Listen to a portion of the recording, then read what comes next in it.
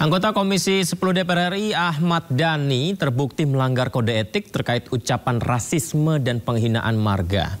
Atas pelanggaran tersebut Ahmad Dhani mendapat teguran lisan dan diminta memberikan pernyataan permohonan maaf.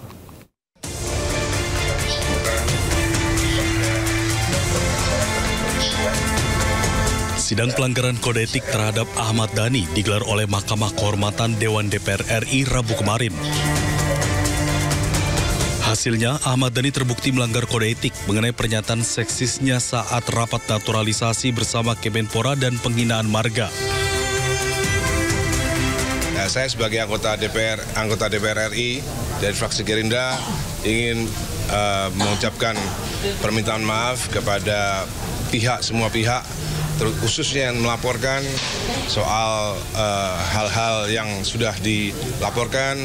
Saya sebagai anggota DPR meminta maaf kepada pelapor dan juga meminta maaf atas segala macam slip of the tongue, ya. Tadi saya slip of the tongue, salah mengucapkan sehingga ada salah satu marga darah biru yang marah, tidak terima. Akibat perbuatannya, Ahmad Dhani dijatuhkan sanksi ringan berupa teguran lisan dan diminta untuk memohon maaf kepada pengadu maksimal 7 hari setelah putusan. Tim Liputan iNews melaporkan. Pemirsa, Pengadilan Negeri Solo, Jawa Tengah menggelar sidang kedua atas gugatan Wan Prestasi mobil SMK. Presiden ke-7 RI Joko Widodo dan Wakil Presiden ke-13 RI Ma'ruf Amin menjadi tergugat dalam perkara ini.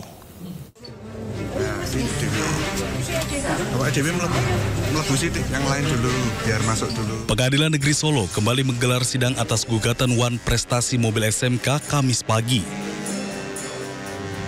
Sidang kali ini merupakan sidang kedua setelah sebelumnya batal digelar pada 24 April lalu karena ketidakhadiran salah satu pihak tergugat.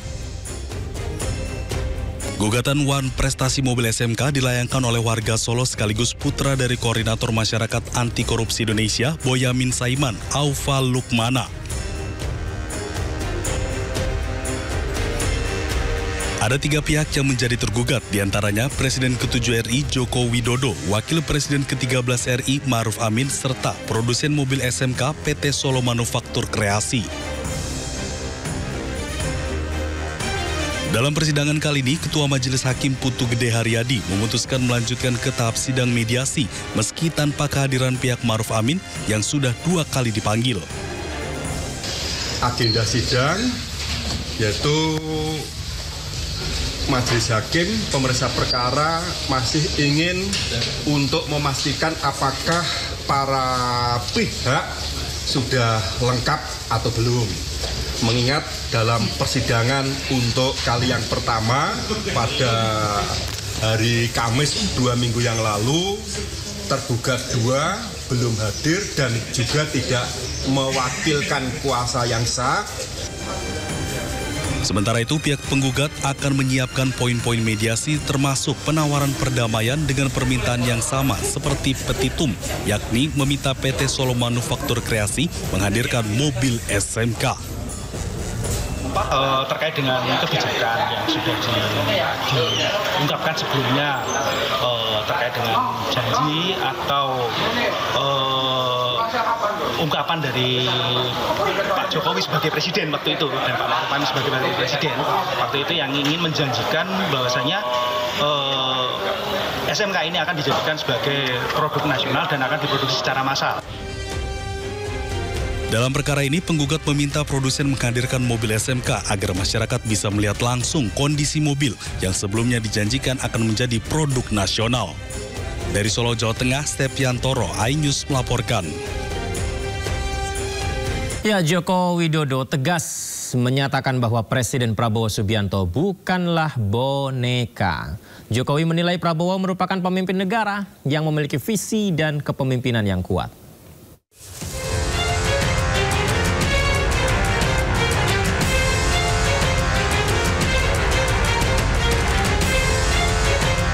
Presiden ke-7 RI Joko Widodo menanggapi adanya tudingan Prabowo Subianto sebagai presiden boneka.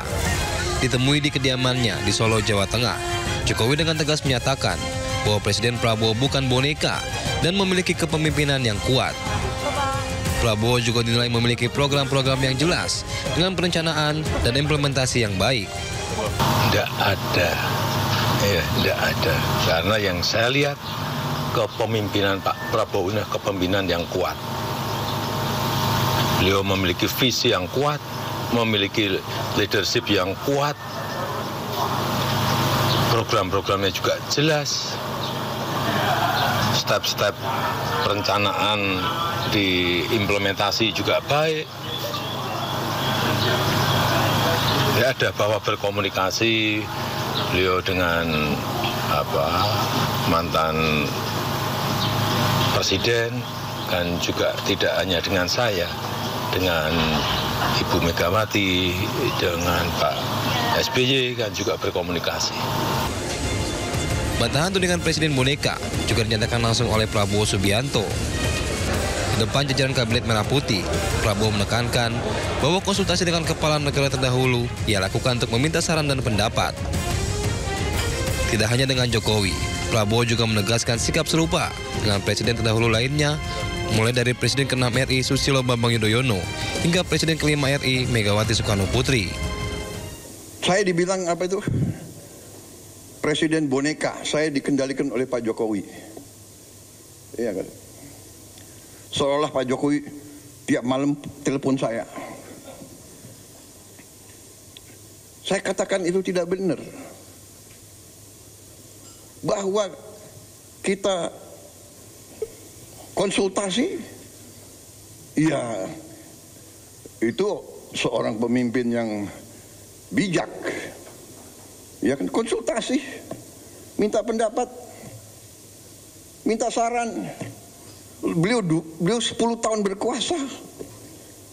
Saya menghadap beliau nggak ada masalah. Saya menghadap Pak SBY tidak ada masalah. Saya menghadap Ibu Mega. Sejak menjabat sebagai presiden, Prabowo Subianto diketahui sudah beberapa kali bertemu dengan Joko Widodo. Selain itu, Prabowo juga sempat bersilaturahmi ke kediaman Megawati Soekarno Putri di Tugu Umar, Jakarta. Tim Liputan iNews melaporkan.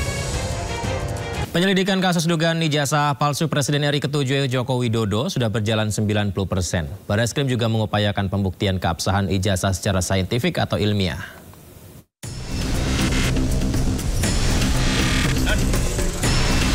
Direktur Tindak Pidana Umum Barreskrim Polri, Brigjen Pol Juhandani Raharjopuro di Mapolresta Solo menyebut penyelidikan dilakukan usai adanya laporan dari Tim Pembela Ulama dan Aktivis atau TPUA yang diketuai oleh Egy Sujana. Proses penyelidikan sendiri sudah hampir rampung dan tinggal menunggu hasil uji lab sebagai penentu penyelidikan. Guna mendalami kasus ini, pihak Barreskrim melakukan pengujian terhadap foto maupun lembaran ijazah. Selain itu juga akan dilakukan pembuktian dokumen secara saintifik atau ilmiah melalui uji lab sedikitnya dengan membandingkan 7 dokumen. Yaitu pemeriksaan, kita sudah memeriksa sekitar 31 saksi. 31 saksi itu ada yang dari versi pendumas ataupun teman kuliah, teman SMA, dan lain sebagainya yang kami adakan klarifikasi. Sebelumnya, Jokowi mengambil langkah hukum terhadap sejumlah pihak yang telah menuduh dirinya memiliki ijazah palsu. Jokowi melaporkan 4 orang termasuk mantan Menpora Roy Suryo ke Polda Metro Jaya atas tuduhan penyebaran berita bohong terkait keaslian ijazah. Dari Solo, Septiantoro iNews melaporkan.